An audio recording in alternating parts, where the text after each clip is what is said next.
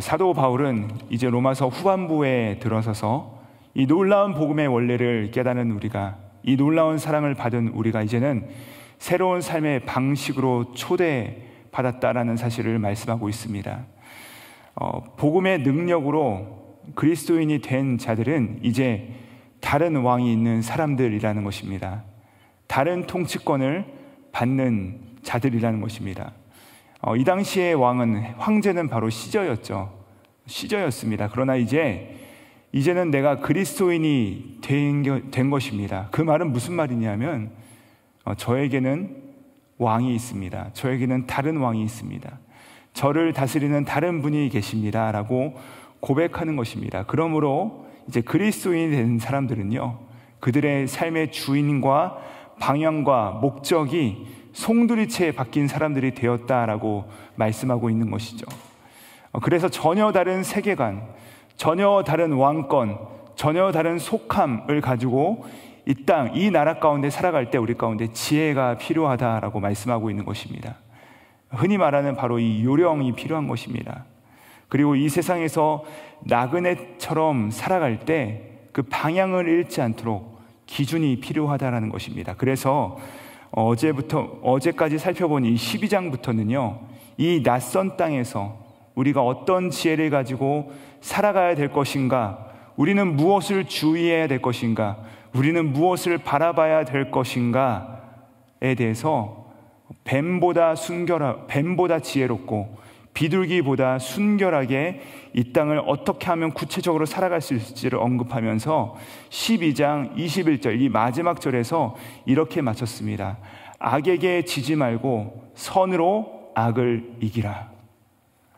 자, 그러면 이제 예수 그리스도를 믿게 되는 우리가 당장 내일부터 일터에 나아가서, 혹은 이 아침에 나아가서 세상에 나아가게 되면 직면하게 되는 권세자들이 있다는 것입니다.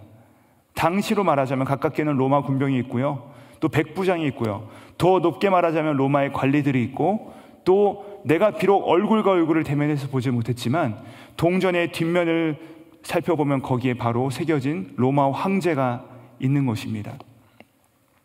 자, 세상에서 선으로 악을 이기라는 권면을 듣고 나서는 즉시 이 세상의 불의한 권력자들을 향하여 우리는 어떻게 대해야 되겠습니까? 이런 질문이 나오는 것이죠.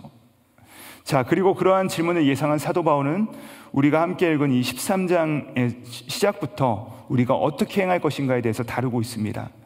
자, 한마디로 말하면 무슨 말입니까? 뭐라고 말씀하고 있습니까?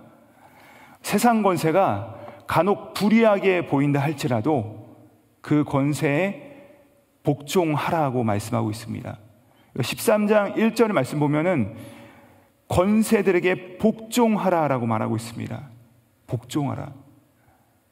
참 받기 쉽지 않습니다. 어렵습니다. 이 사람의 눈으로 보더라도 편파적이고 공평하지 않은 정책들이 많고 정의로워 보이지 않은 것들이 참 많은데, 사도 바울은요, 하나님의 계시를 통하여서 우리 가운데 무엇을 권면하고 있냐면 복종하라라고 권면하고 있다는 사실입니다. 왜냐하면 그 이유가 무엇입니까? 세상의 모든 권세를 주관하시는 분이 바로 하나님이시기 때문이죠. 하나님께서 그 모든 것들을 세우셨기 때문입니다. 심지어 바울은요, 그들을 뭐라고까지 말하고 있냐면 하나님의 사역자가 되었다라고 말씀하고 있습니다. 하나님께서 이 당신의 선을 이루기 위해서 세운 자들이 바로 그들이다라고 말하고 있는 것입니다. 그러므로 이들은 하나님께서 이 땅에서의 질서와 평안과 안정을 유지시키기 위해서 권세들을 주셨고, 이 힘을 가지고서 권선징악, 그러니까 선을 권하고 악한 것을 징벌하는 그 업무를 신실하게 감당해 나가야 되는 것입니다. 하나님의 선을 펼쳐감과 동시에 하나님께서 미워하시는 악에 대해서 억제하고 통제하기 위하여서 하나님께서 세우신 자들이라는 것입니다. 그러므로 권세를 가진 자들은요, 하나님의 선하심을 이 땅에서 드러내야 되고, 또 하나님께서 미워하시는 악에 대해서 그것을 통제하고 징벌해야 하는 것입니다.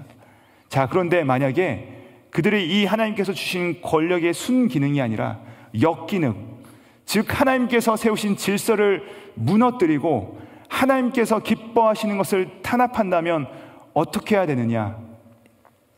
자, 그 예시가 바로 사도행전 5장에 등장하고 있습니다. 베드로가 복음을 전하다가 감옥에 갇힙니다. 자, 그리고 나서 공회가 그를 다시 소환합니다. 그리고 그에게 말하죠. 다시는 복음을 전하지 말아라. 자, 그때 베드로가 어떻게 합니까? 위로부터 온 권세이기 때문에 예 하고 순종합니까? 그렇지 않죠. 그가 이렇게 선언합니다. 베드로와 사도들이 대답하여 이르되 사람보다 하나님께 순종하는 것이 마땅하니라. 즉 하나님의 뜻에 반대하고 하나님의 뜻이 아닌 이 권세에 대해서는 우리가 불복종할 수 있다는 것을 보여주고 있는 것입니다. 이런 예시는 얼마든지 등장합니다. 구약에서도 등장하죠. 다니엘과 세 친구를 봐도 우리가 명확하게 알 수 있습니다. 국가가 그들을 향해서 무엇을 명령하니까? 너희가 더 이상 하나님께 예배를 드리지 말아라. 저 신상에게 절을 하라라고 국가가 명령을 합니다. 하지만 그것은 하나님의 선하심을 드러내는 것이 아니기 때문에, 하나님께서 기뻐하시지 않는 명령이기 때문에 그들은 그 명령에 대해서 거부합니다. 거절하는 것을 우리가 볼 수가 있습니다. 자, 그러나 이러한 경우가 아니라면 보편적인 우리의 삶은 어떻게 행해야 되는가? 우리는 비록 전혀 다른 국적, 저 하늘나라의 국적을 가지고서 이 땅을 살아가는 자들이지만, 이 땅에서 나그네처럼 살아간다 할지라도 이 땅의 법과 이 땅의 질서와 이 땅의 존중과 그 법과 또 세금에 대해서 이 모든 것을 합당하게, 아니 어쩌면 더욱더 더 신실하게 모범적으로 해야 된다. 이것이 바로 하늘나라 시민이 보여야 될 태도다라고 우리 가운데 말씀하고 있는 것이죠. 악한 자들에게 그들을 이기려고 더 악해지지 말아라. 악을 악으로 갚지 말고 선으로 악을 이겨라. 이것이 바로 하나님 나라 백성이 승리하는 방식이다 라고 우리 가운데 말씀하고 있는 것입니다. 자, 그러다 보니까 또 다른 질문이 우리 가운데 생겨나게 되는 것입니다. 아니, 그러면 원수도 갚지 말라고 하고 불의한 자들에 대해서 그들을 존중하라고 하고 심지어 세금도 더 열심히 내라고 하면 우리가 너무나도 무기력한 거 아니겠습니까? 그리스도의 군사라고 하는데 너무 수동적이고 이거 너무 무능력한 거 아닙니까? 라는 질문이 나올 수도 있습니다. 자, 오늘도 어쩌면 이 불의한 세상 속에서 우리가 살아갈 때요, 세상에 대한 존중과 세금을 합당하게 내는 문제, 또 그들에게 복종하는 문제에 대해서 말씀드리면, 목사님 그거 너무 수동적인 거 아닙니까? 우리는 그냥 착하게만 살라는 것입니까? 라는 생각을 하실 수도 있습니다. 자, 너무나도 무기력해 보이고 세상으로부터 당하는 것 같기만 하고, 자, 그럼 우리가 어떻게 세상을 바꿀 수 있겠습니까? 라고 질문하는 자들에게 8절부터 10절까지에 걸쳐 사도 바울이 이렇게 권면하는데, 우리 너무나도 중요한 말씀이니까 우리 함께 8절부터 10절까지의 말씀을 같이 한번 읽어보시도록 하시겠습니다. 시작. 피차 사랑의 빛 외에는 아무에게든지 아무 빛도 지지 말라. 남을 사랑하는 자는 율법을 다 이루었느니라. 간음하지 말라, 살인하지 말라, 도둑질하지 말라, 탐내지 말라 한 것과 그 외에 다른 계명이 있을지라도 내 계명을 내 자신과 같이 사랑하라 하신 그 말씀 가운데 다 들었느니라. 사랑은 이웃에게 악을 행하지 아니하나니 그러므로 사랑은 율법의 완성이니라. 아멘. 자, 세상을 대해서 우리 그리스도인들의 자세가 무엇이라고 지금 사도 바울이 답을 하고 있습니까? 사랑하라는 것입니다. 이것이 바로 율법의 완성이다라고 말씀하고 있는 것입니다. 하나님 나라의 시민된 우리가 이 불의한 세상 속에서 살아가는 가장 강력한 무기, 하나님께서 우리에게 주신 방법과 방식이 무엇이냐? 바로 사랑하는 것입니다. 사랑입니다. 그냥 품는 것입니다. 그냥 그들을 용서하는 것입니다. 그냥 그들을 안아주는 것입니다. 그냥 나누고 사랑하라는 것입니다. 이것이 바로 하나님께서 우리 가운데 말씀하신 방법이라는 것이죠. 자, 그럼 이게 어떻게 가능합니까? 우리가 율법을 지킴으로 구원을 받는 것이 아니라, 사도 바울은 분명히 우리가 구원받았기 때문에 하나님의 법을 지키라라고 말씀하고 있습니다. 그러므로 여러분, 우리가 로마서 전체를 통하여서 하나님께서 우리를 얼마나 사랑하셔서 우리를 구원하셨는지 받은 자들입니다. 그것을 이제는 우리가 깨달았습니다. 그 하나님의 사랑을 받은 자들은요, 주님의 법을 지킬 수 있다라고 말씀하시는 것입니다. 자, 십계명에서 분명히 그 율법은 우리를 향하여서 이웃을 사랑하라라고 말씀하셨습니다. 그리고 그 율법의 완성되신 예수님께서 우리 가운데 오셔서 무엇을 명령하셨습니까? 너희가 이웃을 사랑하라는 그 율법을 들었을 텐데 내가 너에게 말한다. 너희는 원수를 사랑하고 심지어 그들을 위해서 기도하라. 내가 너희를 사랑한 것 같이 너희도 서로 사랑하라. 예수님께서 우리 가운데 그 사랑을 말로 하지 않으시고 어떻게 하셨죠? 우리를 사랑하시되 우리가 아직 원수 되었을 때, 우리가 아직 죄인 되었을 때 그분께서 자신의 삶을 들여 십자가에 못 박히심으로 그분의 사랑을 우리 가운데 보여주셨다는 것입니다. 그리고 너희도 그 사랑처럼 행하라 라고 우리 가운데 말씀하셨다는 것이죠. 사도 바울은요 늘 이 긴박한 종말론적 삶을 살았어요. 오늘 말씀 11절에 보시면요 그의 삶 전체가 그 하나님께서 다시 오실 것, 예수 그리스도께서 우리 가운데 그 사랑을 명령하신 예수 그리스도께서 다시 오실 것에 대한 긴급한 마음을 가지고서 그는 이 땅을 살아왔다는 것입니다. 그래서 그가 뭐라고 하냐면 이제는 잠에서 깰 때가 되었다는 것입니다. 이제는 너희가 이 땅의 방식대로 살아가는 것이 아니라 전혀 다른 삶의 방식으로 살아가야 된다라고 말하는 것입니다. 그래서 11절 말씀에서 우리 같이 한번 읽어봤으면 좋겠는데 11절 말씀에 이렇게 말씀하십니다. 우리 같이 한번 읽어보도록 하시겠습니다. 시작. 너희가 이 시기를 알거니와 자다 깰 때가 벌써 되었으니 이는 이제 우리의 구원이 처음 믿을 때보다 가까웠습니다.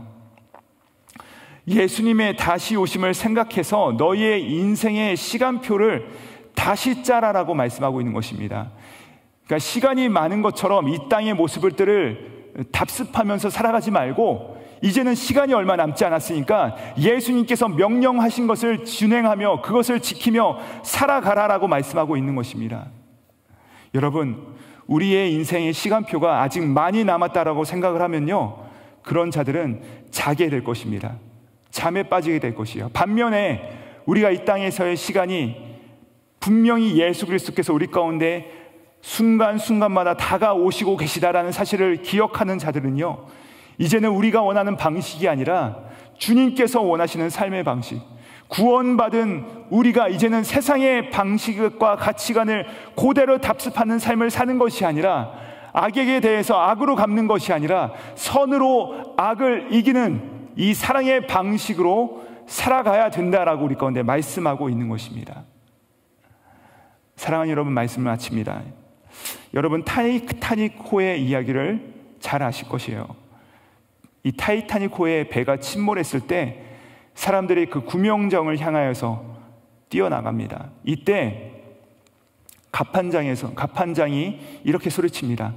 여러분에게 소중한 것 4가지만 들고 오십시오.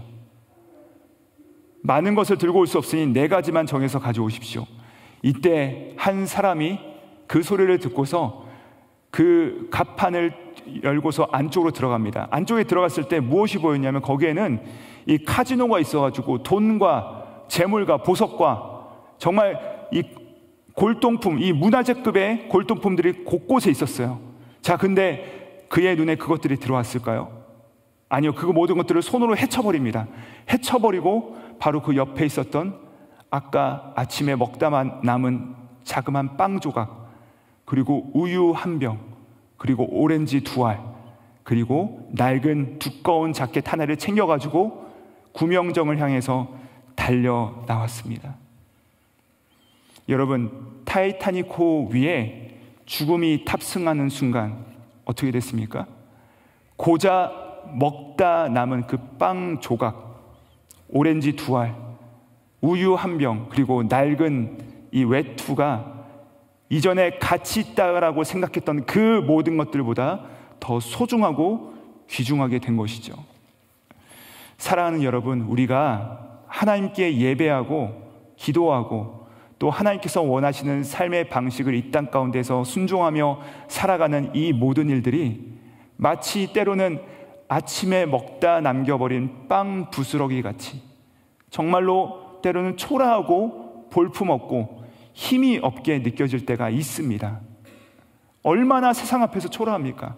얼마나 보잘것이 없습니까? 그러나 예수 그리스도의 재림이 우리의 인생에 올라탈 때 그 순간에 그 모든 것의 가치가 뒤바뀌게 될 것이라는 것입니다.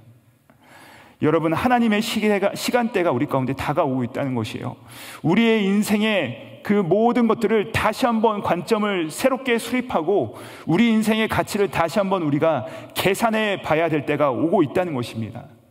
사랑하는 여러분, 온 세상에 누가 진정한 왕이시며 우리가 누구의 말씀에 순종해야 되며 그분께서 우리 가운데 무엇을 원하고 계시는가, 무엇이 바로 생명의 길이었는가를 알게 될 날이 반드시 우리 가운데 다가오고 있습니다.